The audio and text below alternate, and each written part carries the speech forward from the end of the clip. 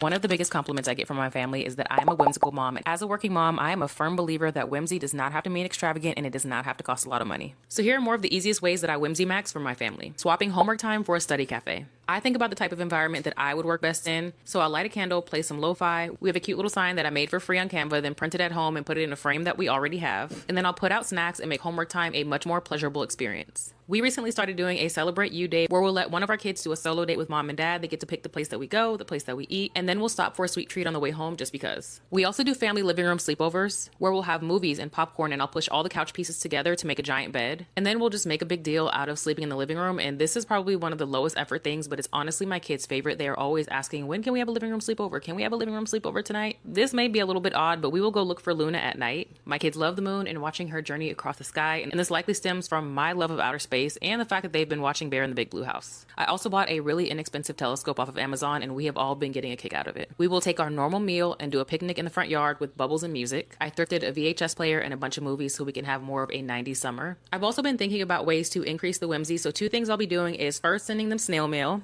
I feel like my kids will just get a kick out of getting a letter in the mail and it will cost me a couple of minutes and a stamp.